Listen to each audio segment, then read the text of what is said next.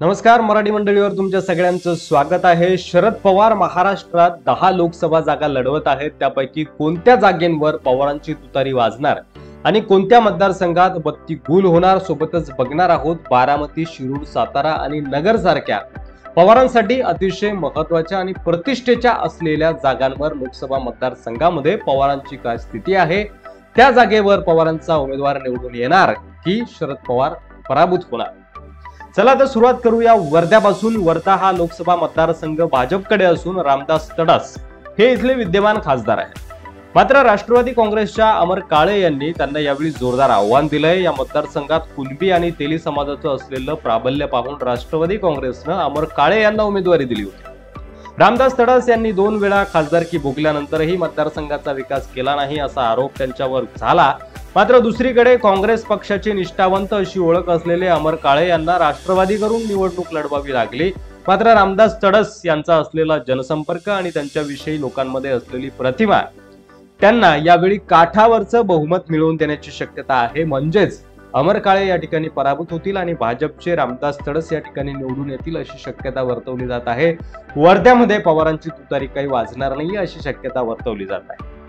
दुसरा लोकसभा मतदारसंघ आहे तो म्हणजे रावेर लोकसभा मतदारसंघ। हा खडसेंचं वर्चस्व असलेला लोकसभा मतदारसंघ मानला जातो। या मतदारसंघातून त्यांच्याच सून रक्षा खडसे या विद्यमान खासदार आहेत। त्यांना भाजपने पुन्हा एकदा उमेदवारी दिली असून राष्ट्रवादी काँग्रेसमध्ये असलेले एकनाथ खडसे यांनी रक्षा खडसे यांचा प्रचार केलाय आणि त्यामुळे या मतदारसंघात पुन्हा एकदा रक्षा खडसे या विजयी होण्याची शक्यता असून महाविकास आघाडीचे उमेदवार श्रीराम पाटील अर्थात शरद पवार यांचे उमेदवार श्रीराम पाटील हे पराभूत होण्याची शक्यता आहे। त्यामुळे रावेरमध्ये देखील पवारांची तुतारी वाजणार नाहीये। नवा चेहरा आहे श्रीराम पाटील आणि त्यामुळे त्यांना काही यश मिळणार नाही अशी शक्यता वर्तवली जात आहे। 2 मतदारसंघ झाले, दोन्ही मतदारसंघामध्ये पवारांची तुतारी काही वाजलेली नाहीये। तुमचं मत कमेंट बॉक्समध्ये लिहायला विसरू नका। तिसरा मतदारसंघ आहे दिंडोरी। दिंडोरी लोकसभा मतदारसंघ हा अनुसूचित जातीसाठी राखीव असलेला मतदारसंघ आहे। या मतदारसंघात विद्यमान मंत्री भारती पवार यांना पुन्हा एकदा भाजपनं संधी दिली आहे आणि त्यांच्या विरोधामध्ये जे निवडणुकीच्या मैदानामध्ये शरद पवार यांनी उतरवलेले आहेत ते आहेत भास्करराव भगरे। नवखे उमेदवार आहेत, मात्र तरी सुद्धा या उमेदवाराला प्रचंड प्रतिसाद मिळताना दिसतो आहे आणि त्यामुळे या मतदारसंघात महाविकास आघाडीचा उमेदवार जिंकून येण्याची शक्यता आहे। म्हणजे दिंडोरीमध्ये भारतीय जनता पार्टीला धक्का देत शरद पवार तुतारी वाजवणार आणि भास्कर भगरे निवडून येणार अशी शक्यता वर्तवली जात आहे। पुढचा मतदारसंघ आहे भिवंडी। भिवंडी लोकसभा मतदारसंघामध्ये विद्यमान खासदार आणि मंत्री कपिल पाटील यांना पुन्हा एकदा भाजपनं संधी दिली आहे। तर या मतदारसंघात राष्ट्रवादी काँग्रेसनं बाळामामा म्हात्रे यांना उमेदवारी दिली आणि त्यांचं पारडं या ठिकाणी जड मानलं जात आहे। त्यामुळे या मतदारसंघामध्ये देखील चुरशीची लढत होणार आहे, मात्र पवारांची तुतारी वाजणार आहे अशी शक्यता वर्तवली जाते। तुमचं मत कमेंट बॉक्समध्ये लिहायला विसरू नका। आपण पोल चुकीचा सांगतोय की बरोबर सांगतोय ते देखील आम्हाला नक्कीच सांगा। पुढचा मतदारसंघ आहे माढा, ज्या ठिकाणी अनेकांची प्रतिष्ठा पणाला लागली आहे। शरद पवार, देवेंद्र फडणवीस, त्यानंतर धैर्यशील मोहिते पाटील, रणजितसिंह निंबाळकर पाटील, अजित पवार सगळ्यांचीच प्रतिष्ठा या मतदारसंघामध्ये पणाला लागलेली आहे। माढामध्ये देवेंद्र फडणवीस यांनी जोरदार ताकद लावलेली आहे। या मतदारसंघामध्ये भाजपचे विद्यमान खासदार रणजित नाईक निंबाळकर यांचा सामना राष्ट्रवादी काँग्रेस शरद पवार गटाचे धैर्यशील मोहिते पाटील यांच्याशी होतोय आणि या ठिकाणी विजयसिंह मोहिते पाटील, उत्तम जानकर, रामराजे नाईक निंबाळकर जे की अजित पवार गटामध्ये होते, मात्र तरी सुद्धा यांची साथ जी आहे ती आहे शरद पवार यांच्या धैर्यशील मोहिते पाटील यांना आणि त्यामुळेच त्यांचं पारडं जे आहे ते जड या ठिकाणी मानलं जात आहे। प्रचारासाठी भाजपने पूर्ण शक्ती पणाला लावली। मुख्यमंत्री देवेंद्र फडणवीस या मतदारसंघावर विशेष लक्ष ठेवून होते, मात्र एकंदरीत मतदान पाहता धैर्यशील मोहिते पाटील ही मोठ्या मताधिक्याने इथे निवडून येतील असं चित्र आहे आणि त्यामुळं रणजित नाईक निंबाळकर भारतीय जनता पार्टीचे त्यांचा पराभव होईल आणि पवारांची तुतारी माड्यात वाजेल अशी शक्यता वर्तवली जात आहे। तुमचं मत कमेंट बॉक्समध्ये लिहायला विसरू नका। पुढचा मतदारसंघ आहे बीड, ज्या ठिकाणी पंकजा मुंडे भारतीय जनता पार्टीकडून मैदानात आहेत आणि त्यांची लढत होते बजरंग अप्पा सोनावणे यांच्या सोबत।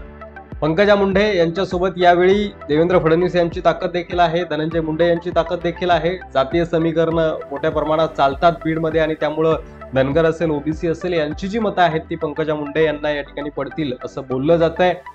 बीडमध्ये प्रीतम मुंडे या खासदार होत्या, गोपीनाथ मुंडे यांच्या कन्या आहेत दोन्हीही, मात्र प्रीतम मुंडे यांना डावलून यावेळी पंकजा मुंडेंना लोकसभेचं तिकीट दिलं गेलंय आणि त्यामुळे धनंजय मुंडे आणि देवेंद्र फडणवीस या दोघांनीही पंकजा मुंडे यांच्या पाठीमागं आपली ताकद ठेवलेली आहे, कारण पंकजा मुंडे जर पराभूत झाल्या तर परळीमध्ये धनंजय मुंडे आणि पंकजा मुंडे यांचा सामना होतो आणि ती लढत आता भारतीय जनता पार्टीला नकोय, कारण राष्ट्रवादी जी आहे ती भारतीय जनता पार्टी सोबत आलेली आहे.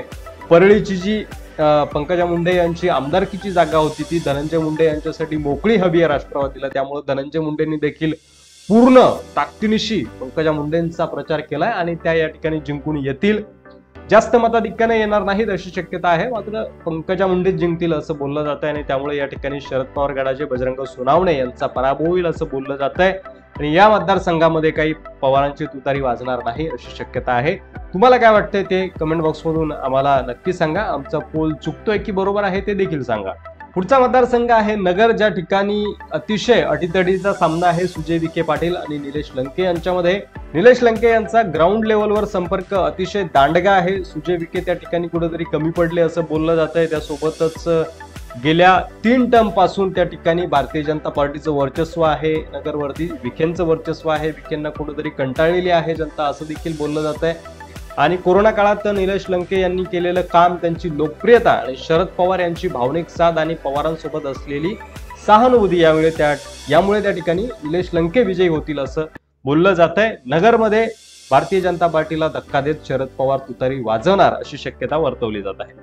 पुढचा मतदारसंघ आहे शिरूर लोकसभा मतदारसंघ, ज्या ठिकाणी अजित पवार शरद पवार अशी थोडक्यात लढत म्हणावी लागेल, कारण या ठिकाणी अजित पवार गटाकडून शिवाजीराव आढळराव पाटील आणि शरद पवार गटाकडून अमोल कोल्हे मैदानामध्ये आहे. प्रचारादरम्यान अजित पवार यांनी अमोल कोल्हेंवर जोरदार आरोप केले, मात्र त्या आरोपांना अमोल कोल्हे यांनी देखील जशास तसं प्रत्युत्तर दिलं आणि अमोल कोल्हे यांनी दिलेली प्रत्युत्तर, त्यांनी केलेली कामं, त्यांची लोकप्रियता आणि शरद पवार गटाची सहानुभूती आणि अमोल कोल्हे एकनिष्ठ राहिले शरद पवार यांच्यासोबत. त्यामुळे या ठिकाणी अमोल कोल्हेंचा 1 लाखापेक्षा जास्त मतांनी विजय होईल असं बोललं जात आहे.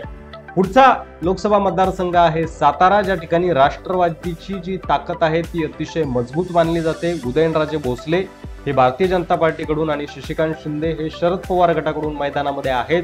पोटनिवडणूक जेव्हा झाली होती, म्हणजे उदयनराजे भोसले राष्ट्रवादीकडून निवडून आले, त्यांनी राजीनामा दिला आणि ते भारतीय जनता पार्टीमध्ये गेले. त्यावेळी तिथे पोटनिवडणूक लागली होती. पावसातली सभा आपल्या सगळ्यांना माहिती आहे आणि शरद पवार यांनी आपल्या स्वबळावरती त्या ठिकाणी उदयनराजे भोसले यांना मात दिली होती. त्यांचा पराभव झाला होता. पुन्हा एकदा तशीच परिस्थिती आहे.